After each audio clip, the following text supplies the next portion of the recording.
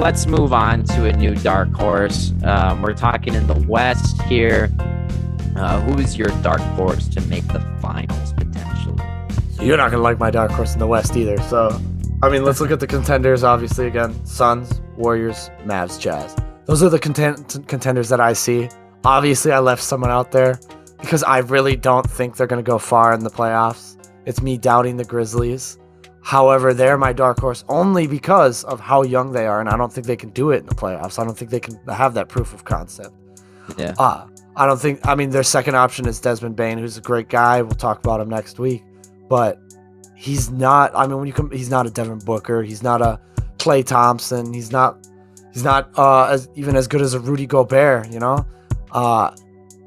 So I don't see them making it that far. However, they are the dark horse because the Warriors were young once. Their success reminds me a lot of a young Draymond, a young Klay, and a young Steph, and they were able to win a championship. So I think everything's against these guys with their playoff experience, but I think if they were win, it would be a surprise if they were to win.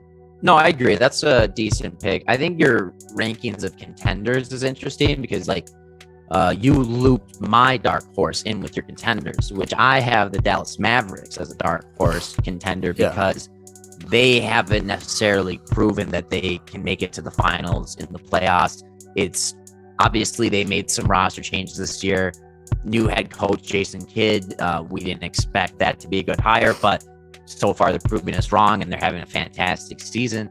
They're on a roll lately at 7-3 in their last 10, and overall they're 47-29 now. They do hold the top 4 seed right now in the West, which I think is a lot better than necessarily what I expected them to be. But I think they have the most potential to make it that far because mainly they have Luka, Spencer Dinwiddie's been great this season as well for them. I think it's less. I less see them as a guarantee just because a lot of these guys haven't really proven in the postseason together quite yet. Luka's still really young, and I think I'm going to continue to call the Mavericks a dark horse till they make it to the conference finals at least. Yeah, that's fine. I get that. I have the utmost faith in Luka, and that's why I have them solely on that contender list, even above the Jazz.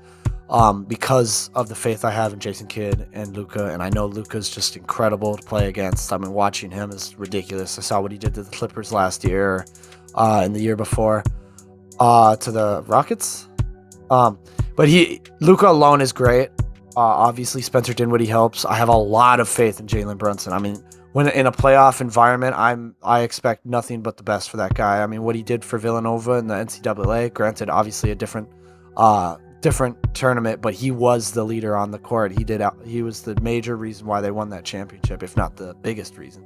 So I have a lot of faith in that young kid. I think he's gonna earn his money in this playoffs, in this postseason. But I don't agree that they can.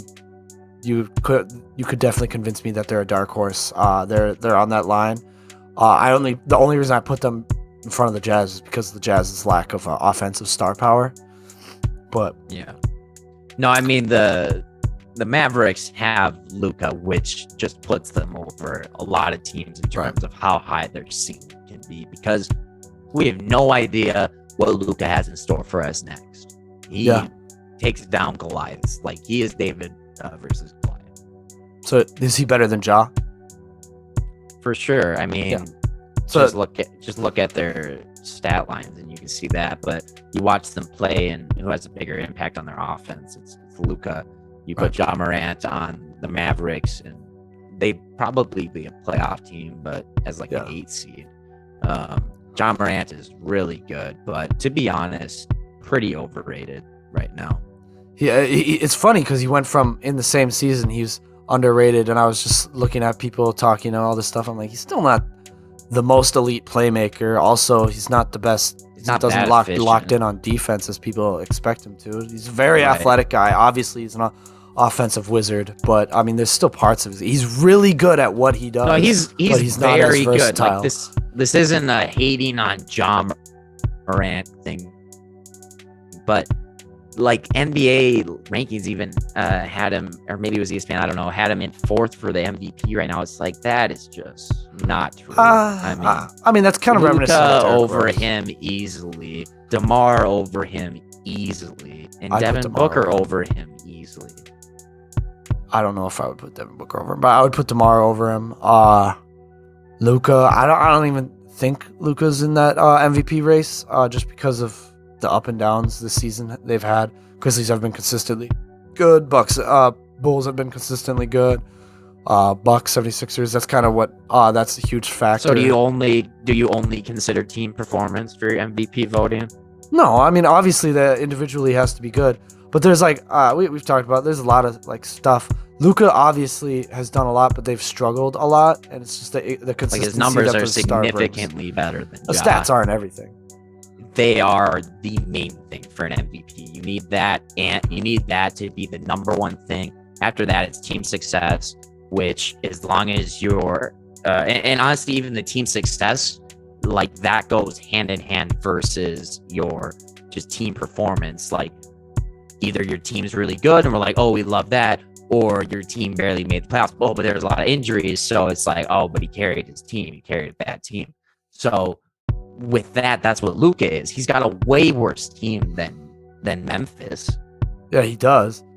So that matters. I mean, that matters a lot. Like, isn't that like the main reason that Jokic is going to win the MVP outside of his amazing stats? I mean, he's on the 6th seed right now. Yeah, he's not my MVP though. That's He's going to win MVP. If you just saw the straw poll of all the media members who vote for MVP, he was the leader right now as of, I think, the results came out yesterday. So yeah, I think that criteria is really impressive. I don't personally think that criteria earns an MVP. I think the MVP is the best player who has the most impact on a very good team, like a guy like Giannis. I don't like Joel, but Joel has earned the nods he's gotten for MVP.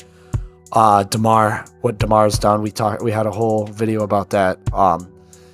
I think he's fallen off. I think Giannis has pulled up to my MVP in the last few weeks since that we've had that video.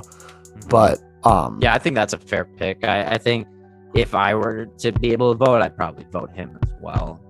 Yeah, just because of the combination of team success and I mean, he might win the scoring title and he might win Defensive Player of the Year. He's a guy in contention for both of those. How can he not be MVP? Yeah. Yeah, I mean, it's hard to make when a player like Giannis wins Defensive Player of the Year, and then he turns around and goes and averages 30 a game. How do you not make him MVP? Like, he's clearly the most valuable player. If he just he's doing it on both ends, yeah. What's more valuable than that? Yeah, that's why they introduced this Healthy all idea, the especially time. when James Harden won MVP of Offensive Player of the Year, defensive, and then MVP. Did James Harden propose that one? No, it was during when James Harden won it, because so many people were like, he's not the MVP, but he was the best offensive player this year. And I'm all he was for dog that, shit honestly. on defense. I think if you're gonna call it that, it would just be needed to be called Offensive Player of the Year. Yeah. I would have Offensive Player of the Year, Defensive Player of the Year, and MVP. Yeah. But I think we're getting away from the point. Maybe that's another conversation, another topic for another time, because we can dive into that a lot. Yeah, that's fine. Yo, it's Alec here with Strictly Ball Business. Make sure to subscribe and view our next video that pops up in your queue.